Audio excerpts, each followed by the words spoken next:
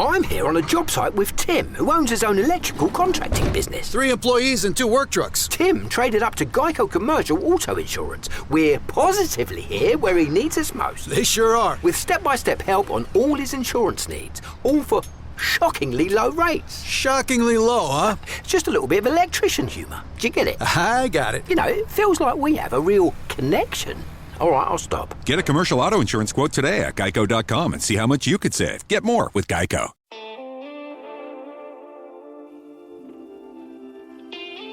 Humanismo Digital con Joan Clotet.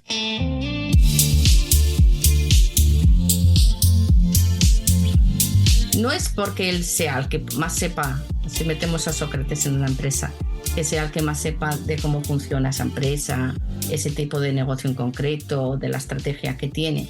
No será de todos los consejeros el que más sepa de esas cosas, pero es la persona que mejor puede retar a los propios compañeros y al propio CEO. Los puede retar para que piensen más y mejor. Y esa es una labor fundamental. Yo diría que todo consejo ha de tener sus Sócrates. En Humanismo Digital conversamos sobre la esencia y el valor de ser humanos en el centro de un presente y un futuro cada vez más digital. Un espacio donde hacernos preguntas, compartir conversación y reflexiones sobre talento, innovación, aprendizaje, futuro del trabajo, creatividad, emociones, ética o el poder de las buenas preguntas. Saludos a todos y todas y gracias por estar de nuevo aquí. Algunos compromisos profesionales me han tenido un poco alejado del podcast, pero ya tenía ganas de reencontrarnos una vez más en este espacio. Si escucháis este episodio desde España y cerca de su fecha de publicación, en julio de 2024, es probable que, como yo, estéis pensando ya en vacaciones y con ganas de descansar. Como aperitivo de ese paréntesis, hoy os propongo una buena conversación. Creo que hay pocas cosas que me recargan tanto la energía como una buena conversación. Esa es quizá la razón original de este podcast, además de la vocación de aprender y compartir conocimiento con todos vosotros y muy especialmente con los y las más fieles que me acompañáis desde junio de 2020. Hoy será un episodio especial porque, repito, invitada en este caso. Una persona a la que he conocido personalmente hace pocas semanas, aunque ya participó en el podcast en el capítulo 29 de 2021. Fátima Álvarez es una asturiana residente en Valencia, filósofa y educadora de vocación y profesión, aunque empezó estudiando medicina, como podréis escuchar en su primera respuesta. Ella está vinculada desde siempre al ámbito educacional, con la filosofía, la ética y el espíritu crítico como argumentos principales. Tiene una profesión que en mi opinión es muy necesaria porque enseña a niños y no tan niños a pensar. Y conversar con ella es, además de una delicia, una invitación siempre a pensar un poco más allá. A Fátima le planteé cuestiones como ¿por qué no nos hacemos preguntas relevantes con más frecuencia?, cómo hacer que un niño entienda el valor del pensamiento crítico o qué puesto le daría Fátima a Sócrates en una empresa. Espero que disfrutéis tanto como yo de nuestra conversación, así que os dejo con ella. Buenas tardes, Fátima. ¿Qué tal estás? Muy bien, Joan, ¿y tú? Muy bien también. ¿Cuánto tiempo sin vernos, eh? Nos hemos visto hace muy poco, pero Pues oye, sí. Siempre es un gusto estar contigo. Fantástico, lo mismo digo. Y además, como hasta la semana pasada no nos habíamos visto presencialmente, pues esta conversación es casi tridimensional para mí, ¿eh? Sí, total. Muy bien. Pues nada, Fátima, oye, lo primero agradecerte una vez más que la invitación a conversar. La verdad es que eres una de las pocas repetidoras que estarás en este podcast por segunda vez. Nos vimos y hablamos en julio del 2021, o sea que va a hacer 3 años. Y claro, te voy siguiendo en redes, he leído tu libro, das muchos motivos para volver a querer conversar contigo. Así que nada, te lancé otra vez la caña y muy gentilmente aceptaste. Así que nada, feliz de volver a hablar contigo. Y Fátima, como sabes, este podcast tiene una primera pregunta casi emblemática que por primera vez en 79 episodios voy a cambiar.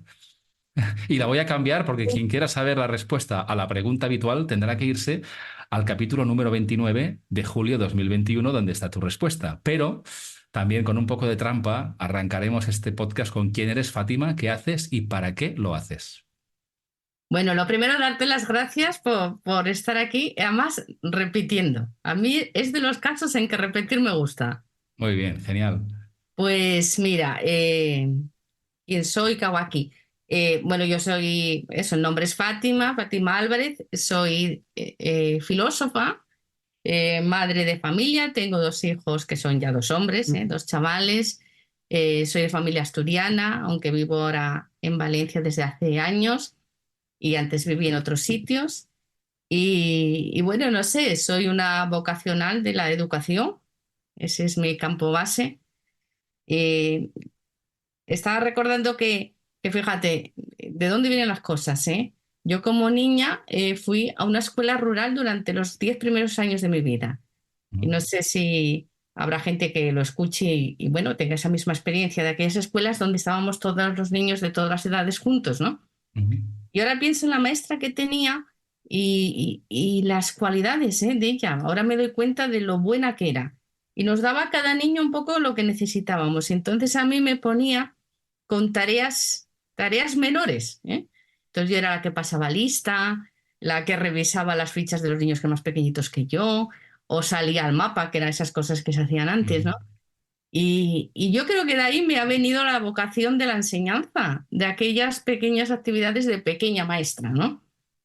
Y después ya cuando me tocó elegir carrera, no me fui por ahí, me fui a hacer 2 años medicina, que era un poco, pues no sé, cumpliendo las expectativas. Yo era buena estudiante, iba a un curso adelantada y entonces pues lo que tocaba era hacer algo así difícil, ¿no? Que Ujú. lo que se consideraba una cosa de peso.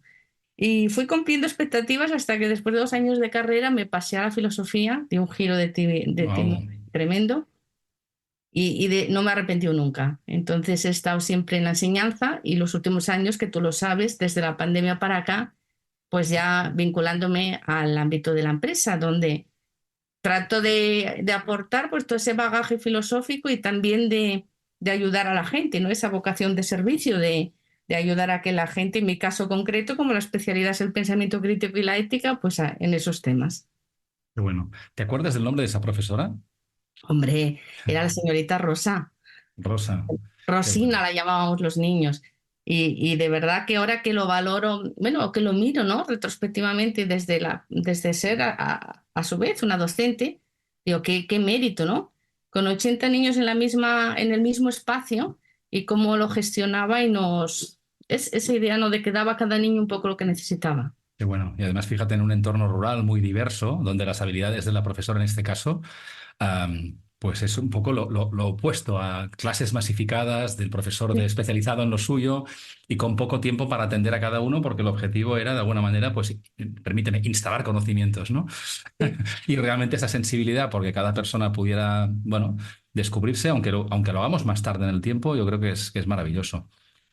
Mira, Fátima, tú estás especializada en, como dices, ¿no? En filosofía, en pensamiento crítico y ética en particular.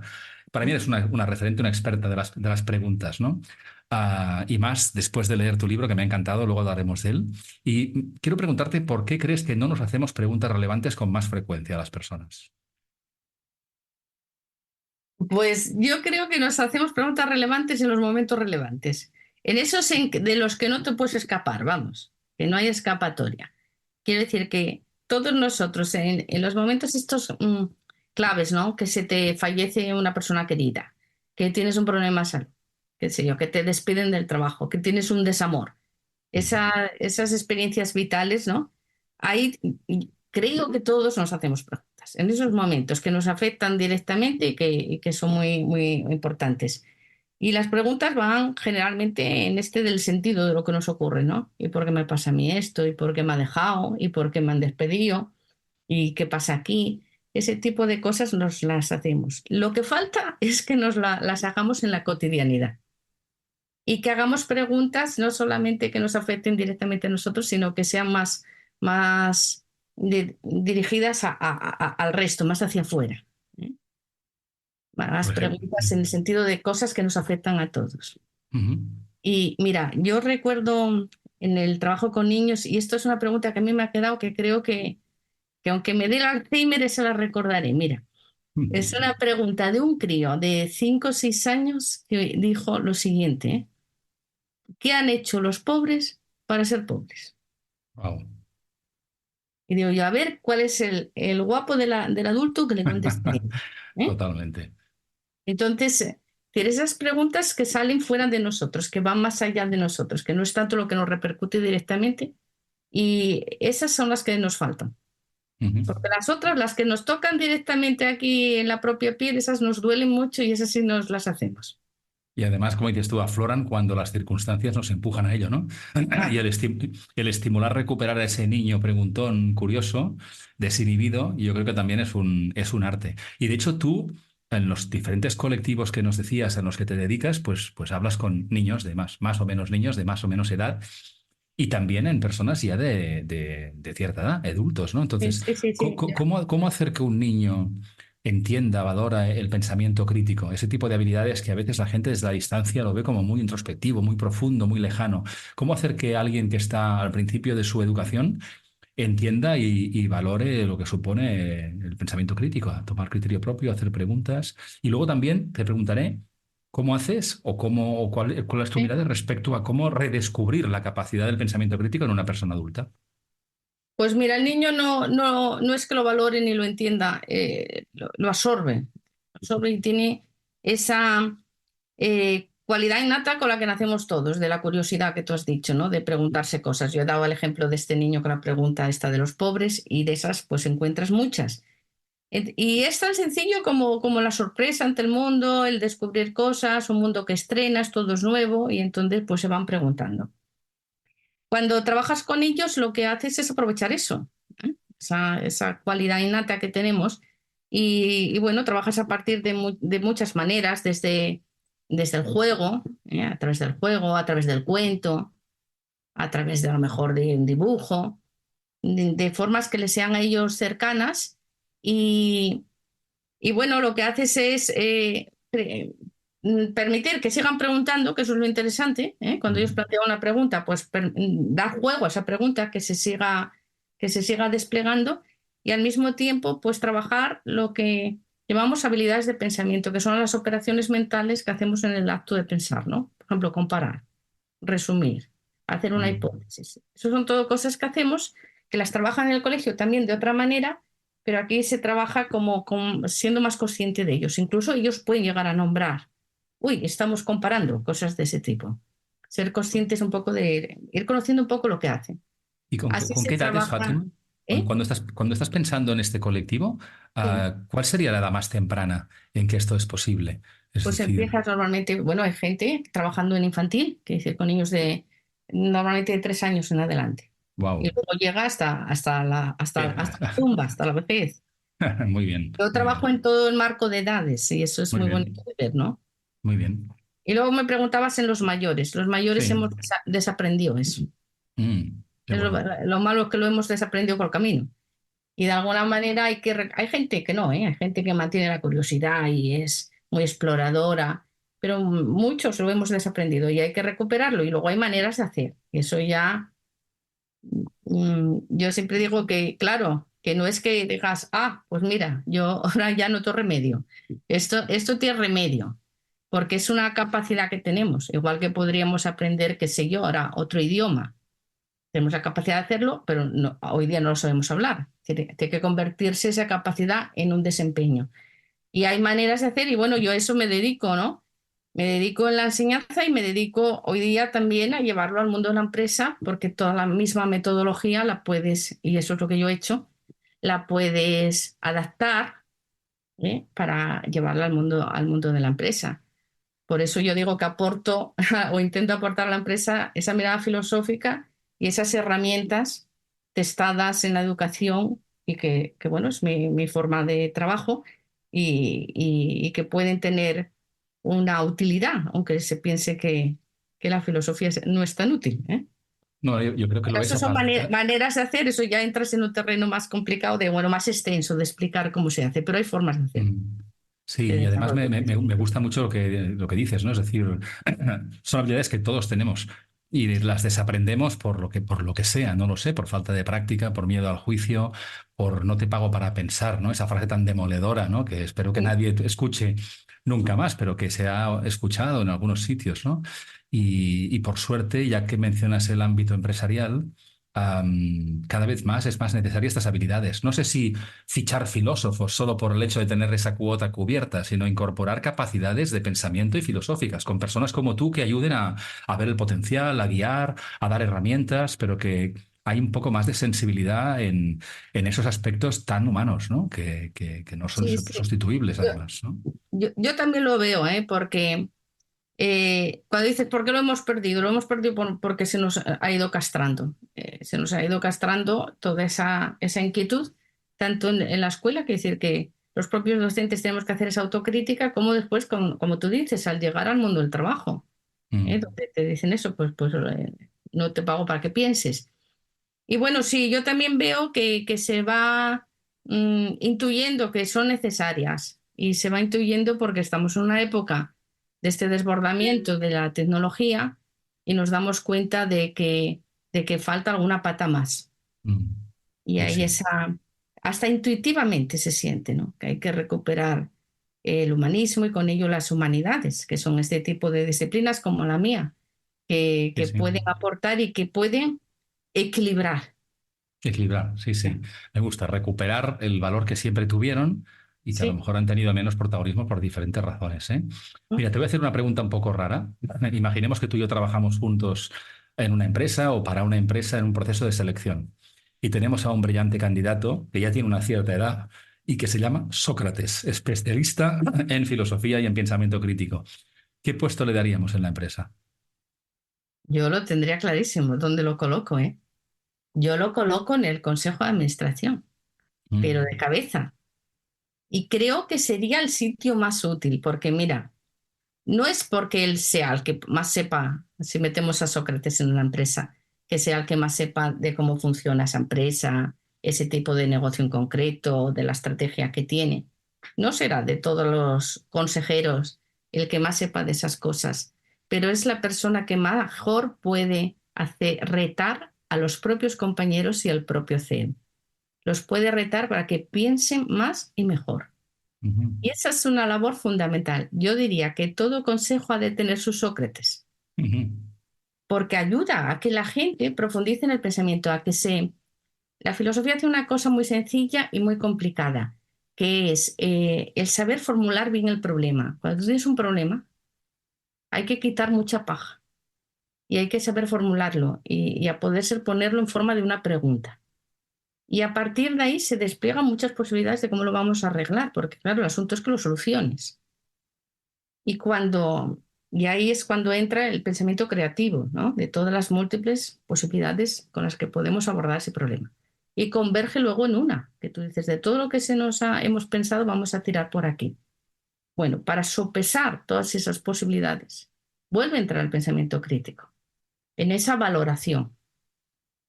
Y luego ya cuando tú dices, pues optamos por esto y lo implantas, hay que haber un proceso también de evaluación, donde vuelve a entrar. Entonces, en todo el proceso de un pensamiento bien construido, Sócrates podría aportar. ujú. Por eso yo digo que a Sócrates lo hay que poner ahí. Y todo consejo ha de tener su Sócrates. Genial, genial.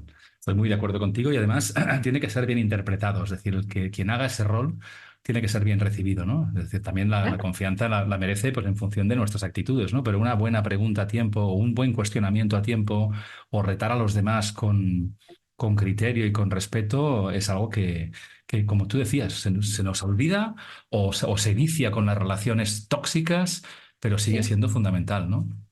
sí. Muy Además, bien. siempre sería con esa actitud de intentar comprender, de intentar solucionar, que es de lo que todos pretendemos, ¿no? Que los problemas se Claro, arreglen, se solucionen. totalmente. Y mira, Fátima, tú eres su experta hace años en preguntas por tu profesión y estamos en un contexto de mucha inteligencia artificial, ¿no? Estábamos tú y yo la semana pasada en una mesa redonda compartiendo pues debate con Tomás Pereda y con otras personas alrededor de esto. Y quiero preguntarte cómo te ayuda a ti la inteligencia artificial generativa. Tú que eres experta en preguntas, ¿la has utilizado? ¿Te es útil? No sé, ¿cómo ves tú la inteligencia artificial generativa en ese mundo de las preguntas o del prompting, ¿no? Como se llama esas instrucciones. Pues mira, yo te voy a decir que de momento no la he utilizado. Ujú. Sé perfectamente, bueno, la he utilizado para probarla, pero no en mi trabajo. Es decir, sé cómo funciona, cómo se utiliza, veo los resultados, también los veo en estudiantes de mucho tipo. Pero personalmente no la he utilizado porque no he sentido la necesidad, así de sencillo. Que decir, si la tuviera, pues la utilizaría. Pero de momento, para la labor que hago, tanto de escribir o de enseñar, pues como sé mis fuentes a las que acudo, sé cuáles son buenas, me gusta tener ese rigor, ¿no? De saber de dónde salen las cosas, pues, pues no he tenido la necesidad de hacerlo y hasta ahora me he manejado sin ella. Eso no quita que si tengo la necesidad lo utilice, evidentemente. Y bueno, pues el otro día lo comentábamos, ¿no? La importancia de esto cuando das una orden, ¿no? A la inteligencia artificial, el famoso prompt. Yo he escrito este domingo un post en LinkedIn hablando de una frase, fíjate, que yo se la leí a Gregorio Luri y se me ha quedado, que es que a las pantallas hay que llegar con criterio. El Muy buena. criterio no te lo da las pantallas, tienes que traerlo de casa. Y cuando, por ejemplo, la semana pasada, en la charla que mencionas, se hablaba de la importancia de escribir bien, ¿no? De dar buenas órdenes, de hacer un buen prompt. Eso es porque primero tú conoces la materia sobre la que preguntas, porque si no la conoces, claro, puede salir ahí cualquier cosa, ni la pregunta tendrá calidad, ni el resultado tú podrás decir si es bueno o mal. A mí si me dicen, pregunta algo sobre física cuántica, pues ya te digo yo que ni sabría preguntar y ni sabría valorar lo que me da. Claro. Entonces hay que tener conocimiento, hay que comprender el tema sobre el que hablas y hay que tener esos criterios de evaluación, que te permitan decir esto sí, esto no me cuadra, lo que me ha dicho. Entonces el pensamiento crítico debe venir antes, no se genera después. Tienes que traerlo. Y cuando hablábamos de gente que que hiciera eso, buenos prompts, hiciera buenas órdenes, es porque tiene esas características que se podrían resumir en tener conocimiento, en poder centrar la atención y en tener criterio. Eso es fundamental. Pero eso lo tienes que haber trabajado antes. Si no, Sí. Sí, sí. No deja de ser también la inteligencia artificial un espejo de nuestra capacidad de hacer ponernos buenas preguntas, ¿no? Claro. Salvando distancias, cuando aparecieron los primeros traductores automáticos, si yo no hablo alemán y le pido a Google Translate que me traduzca algo, pues lo entiendo, pero eso no significa que confíe en que sea una traducción rigurosa porque no hablo alemán. Con lo cual, imagínate ahora con preguntas más relevantes y respuestas más sofisticadas, ¿no? Hay un A tema mí de lo que me confianza, ¿no? gusta, mira, de esta historia de la inteligencia artificial, a mí me gusta que reta a la persona y que obliga a la persona, si la quieres utilizar como herramienta y no ir arrastrado, si la quieres utilizar como herramienta, te obliga a estar por encima a mayor altura. Y eso exige que uno se capacite, que es lo que yo el otro día comentaba que ponía en duda. Pues tenemos la tendencia más bien a la pereza, a la conformidad, y sin embargo ahora hay que hacer el ejercicio contrario. Sí, sí, totalmente de acuerdo. De alguna manera nos está empujando a ser más conscientes de en qué basa sus respuestas, porque se basa en datos estadísticos alimentados De montón de fuentes, ¿no? claro, de un montón de fuentes que no sabemos ni cuáles son, como decías antes, ¿no? Entonces esa confianza gradual en que la respuesta de una persona, de una máquina o de una persona, añadiría, es una cuestión de confianza, que cuando tú validas, pues si lo que te dice te va a servir. No, muy bien. Mira, me gustaría entrar en un tema que también hablamos en Madrid de manera breve y que nos leamos todos la boca, y fíjate que estamos aquí en Humanismo Digital, que es la humanización de las empresas, ¿no? Que seguramente cogeríamos a 5 personas ahora diferentes, de diferentes empresas, sin dar contexto, y tendrían una visión, pues quizá distinta. Y a mí me gustaría preguntarte, pues esto, es decir, ¿cómo hacemos para humanizar más las empresas? ¿Y cómo podemos contribuir? En el sentido de que muchas veces cuando esto aparece en la mesa, hay pues la visión de empresas deshumanizadas y los de recursos humanos deberían, o la dirección, y seguro que tienen más responsabilidad e influencia. Pero ¿cómo crees que cualquier persona puede contribuir a que una empresa sea más humana? Pues yo, y eso es una cosa bueno, a mí me ha sorprendido. Yo siempre, y en mi libro que tú te lo has leído, yo cuestiono la famosa frase, esta de hay que Totalmente, sí. poner a la persona en el centro. Nunca me imaginé que ese cuestionamiento iba a llamar tanto la atención. Yo digo que cuando oigo esa frase y la oyes todo el rato, pues a mí, claro, lo que me sorprendió al principio fue decir, pero si toda la vida estuve en el centro. ¿Pero por qué lo dicen? Si ha estado siempre, ¿no? Y es lo que comento, y es lo que llama la atención cuando digo, por ejemplo, en la época de la esclavitud, pues el esclavo estaba cosificado, claro, no considerado persona, pero era el centro del negocio del amo en la plantación de algodón o de azúcar o de lo que fuera. Igual en la primera revolución industrial, a pesar de las penosas condiciones de las fábricas, era el centro del negocio, ¿no? Entonces, pues a continuación añado que lo importante es ver cómo la pones, no que la pongas porque siempre ha estado ahí. El asunto es cómo la pones. Yo, mi apuesta personal, y es la que también desarrollo en el libro, es partir de dos valores que son complementarios y que son básicos y que deberían de estar en cualquier relación humana y más en el caso de una empresa que es un conjunto de personas que se relacionan, que son la justicia y el cuidado. La justicia se refiere a condiciones justas, pero justas no solamente que tengas un salario digno para el puesto que ocupas o que tengas unas condiciones de seguridad, un horario aceptable, sino justas también en el sentido de permitir que la persona se desarrolle, que pueda llevar a cabo su plan de vida, que el trabajo le permita desarrollarse. Y el otro valor importantísimo es el cuidado. Y el cuidado, porque, mira, ahí podemos ser jefes, empleados, el primero de la fila, el último, todos nos gusta tener un buen trato, que nos traten bien, ¿eh? Otra cosa es que nosotros tratemos a los demás. Y el cuidado funciona en tres planos. El autocuidado, que de eso sabemos mucho, el cuidado de unas personas a otras y el cuidado social, que sería hoy día el plano en el que se mueve un propósito, ¿no? Es decir, que tú das un buen legado a la sociedad. Y lo del cuidado es tan básico, Joan, como que uno cuida aquello que le importa. A ti te importa una persona, pues la cuidas. Y si, qué sé yo, vas muy liado por ahí y no la has cuidado y luego la pierdes, te arrepientes. Te tienes cariño a una mascota, la cuidas. Te gustan las plantas, pues te cuidas tu rosal. Uno cuida aquello que le importa. La mayor humanización que puede existir en cualquier grupo humano y en una empresa es cuidarse unos a otros. El jefe a los empleados, el empleado es el jefe, el cuidado entre unos y otros, el cuidado hacia el exterior, de qué aporta esa empresa al mundo. Y eso es importantísimo, es algo tan básico en el que todos lo reconocemos que casi es extraño tener que decirlo. Es verdad, lo damos como por descontado, ¿no? O lo echamos, o sea, nos damos cuenta cuando lo echamos de menos, ¿no? Sí. Y a lo mejor no lo valoramos ni reconocemos suficiente cuando realmente está, ¿no? Y la persona que realmente hace eso, pues también merece reconocimiento. Claro, pero tendría que ser algo habitual, porque lo peor es el descuido, ¿eh? Cuando no cuidas a la persona, la descuidas. Y cuando incluso se puede pensar descuidadamente. Entonces, el tener presente ese cuidado, cuidar, en la etimología de la palabra, cuidar también significa pensar. Y se puede pensar cuidadosamente y se puede pensar descuidadamente. Entonces, el cuidado es fundamental y fundamental. Y esos dos valores se van complementando. Entonces, ¿quieres poner a la persona en el centro? Pues piensa en esos dos valores que deberían de estar en letras grabadas en cualquier empresa.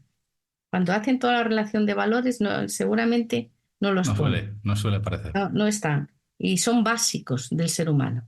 Y ahí nos reconocemos todas las generaciones, Joan. Da igual que seas una persona como nosotros somos ya más senior o que seas un jovencito que acaba de empezar su vida laboral. Ahí nos reconocemos todos. Y son los puntos de encuentro entre las generaciones. La justicia y el cuidado. Fantástico. Y además al alcance de todos, con lo cual al alcance de todos y sencillos de hacer y muy complicados al mismo tiempo. Muy bien. De hecho, estás dando un buen aperitivo de este libro que has escrito, ¿Por qué tomarse la empresa con filosofía?, con Plataforma Editorial, que además es un libro que nos ayuda a pensar, que me ha encantado, ya te lo dije también en Madrid la semana pasada, porque tiene un gran mérito que se entiende, con lo cual es un libro divulgativo que, bueno, cada persona lo valorará, pero yo recomiendo que después de leer el libro, pues yo he aprendido cosas. Y bueno, antes de anticiparte lo que yo pienso del libro, ¿qué te gustaría, en un libro además enfocado en ayudar a las personas a pensar, y yo quiero hacerte una pregunta un poco retadora, es ¿qué te gustaría que sintieran las personas que lo leen?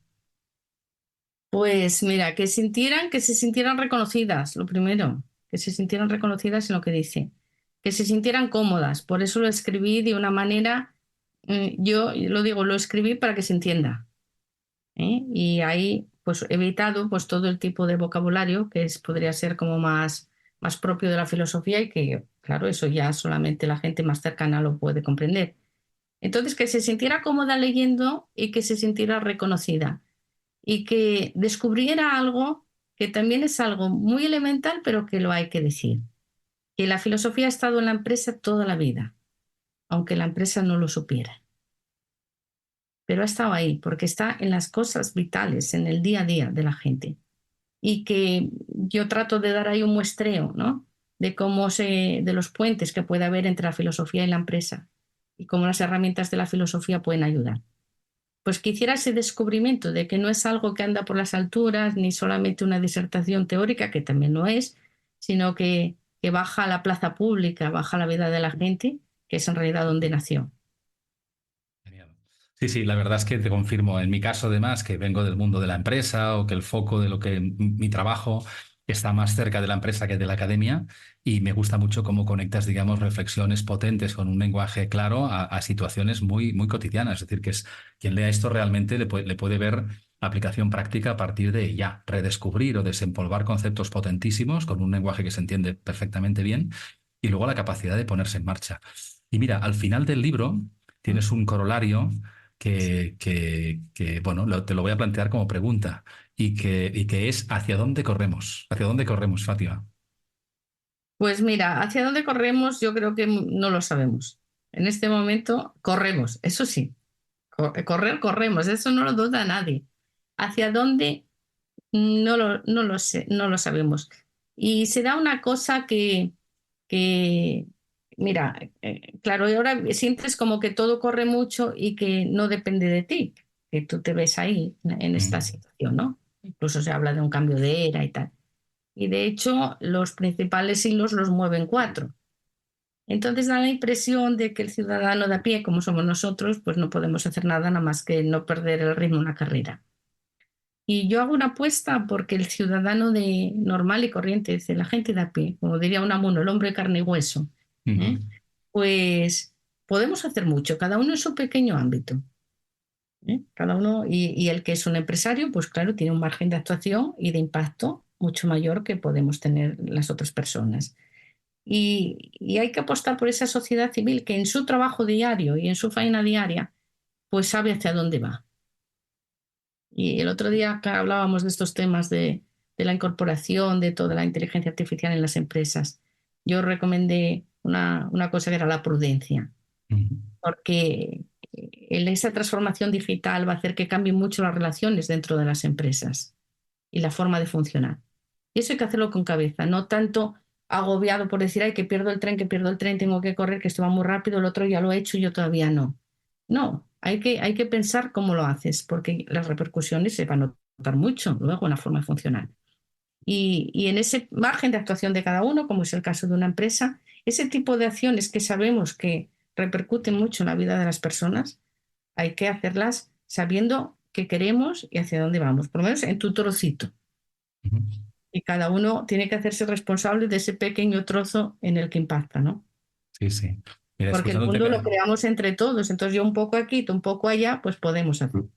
Sin duda. Y además, Fátima, escuchándote me recordabas a Rosina, que también podía estar quejándose de la necesidad de reconversión del mundo educativo y de los medios que tenía, y en cambio, pues hacía lo mejor que sabía para acompañar a ese grupo de niños y niñas diverso a enseñarles y a ayudarles quizá a descubrirse, o sea, con lo que tenemos, hacer lo que está en nuestras manos. Mira, Fátima, la última, este va a ser un capítulo distinto, porque la última pregunta, en esta última temporada, siempre es la misma. Y tuve la tentación de irme al 2021, a ver qué, porque la última pregunta es de qué te gustaría que habláramos tú y yo en 5 años. Pero claro, esa pregunta no la hacía yo hace 3 años. Así que ahora sí que tiene validez de la pregunta. ¿De qué hablaremos tú y yo? ¿O de qué te gustaría que habláramos tú y yo, Fátima, dentro de 5 años? Bueno, lo primero, me encantaría encontrarme contigo dentro de 5 años y seguir hablando. Bueno, y que hablemos en estos años de aquí a que lleguemos a los 5. Y qué sé yo, tomándonos un vino, tomándonos algo, poder decir que las cosas van bien. Porque yo creo que estamos ahora en el momento de poner los cimientos de una nueva manera muy diferente de vivir. Por eso es tan importante poner los cimientos y pararse un poco en cómo los ponemos. Y después podemos estar tú y yo como los jubilados cuando miran las obras, viendo el edificio y decir, oye, pues mira, va bien, va para arriba, va bien, va cogiendo buena forma, resistente. No sé, que pudiéramos, en la medida en que tú y yo aportamos, ¿no? en este cambio de vida, ¿no? Que supone este cambio de era, pues que podamos decir que vamos bien encaminados. Eso sería una cosa buena. Pues me parece fantástico. Una buena conversación en Valencia, en Barcelona, en Madrid, donde sea. Donde sea. Y mirando atrás y viendo que las cosas van bien. Me parece una visión optimista y además que también empodera, decir, oye, sigamos haciendo cosas porque probablemente cuando pase el tiempo y miremos atrás, pues como mínimo hacer nuestra parte, ¿no? Es decir, muy bien. Sí, claro, cada uno tiene que hacer su parte con cabeza. Eso es. Fátima, las personas que hoy te descubran, además de poner en las notas tu libro, ¿a dónde la enviamos? ¿Cuál es tu referencia, tu casa digital? ¿Qué quieres que pongamos en las notas del episodio para que sepan más de ti? Para que, bueno, si la gente, yo estoy por las redes, estoy en todas, estoy en LinkedIn, que me pueden encontrar allí, también en Twitter, aunque en Twitter, bueno, pongo muy poca cosa, tengo mayor actividad en LinkedIn, y luego tengo una página web, que la tengo de reciente, que es fatimalvarez.com, y bueno, por uno de esos sitios me pueden encontrar. Maravilloso. Yo te descubrí también en LinkedIn, en ¿Sí? la que estás además aportando siempre valor, que no siempre es el caso. Personas que descubres y cada vez que lees son para aprender, para pensar, para reflexionar, lo que cada uno necesite, con lo cual recomiendo mucho que te sigan en LinkedIn y desde luego pues que lean tu libro, que se conecten a ti y que disfruten tanto como lo hago yo y aprendo contigo cada vez que hablamos. Así que maravilloso. Agradecerte, Fátima, como siempre, el tiempo, la conversación. No pasarán 5 años, te lo puedo garantizar. Ya buscaremos la excusa, el sitio, pero no pasarán 5 años. Pero de momento, como digo, siempre agradecer este tiempo compartido y nada, que sigas tan prolífica, con más cosas y proyectos, algunos compartidos, pues sería ideal, pero que nos sigamos, pues esto, ayudando en el camino. Seguiremos encontrándonos en el camino, claro que sí. Y muchísimas gracias. Yo la otra vez tuve la sensación, Joan, de cuando participé en tu podcast de la serenidad de una buena casa. Y repito esa sensación, da gusto, de verdad, hacer un podcast con tranquilidad y con tan buen anfitrión. Así que muchísimas gracias. Te lo agradezco. Aquí el protagonismo lo tenéis vosotras y vosotros, pero bueno, yo solo intento generar un espacio en el que poder conversar de temas que nos conectan y que si disfrutamos tú y yo tenemos más números de que las personas que nos escuchen también lo hagan, sin más ánimo que que reflexionar y bueno, pues poder aportar eso a más personas a las que puede interesar, pero gracias por decírmelo. Fátima, muchísimas gracias. Espero que nos veamos pronto de nuevo en 3 dimensiones. Muy bien, claro que sí. Un abrazo. Estupendo. Que tengas buena semana. Hasta pronto.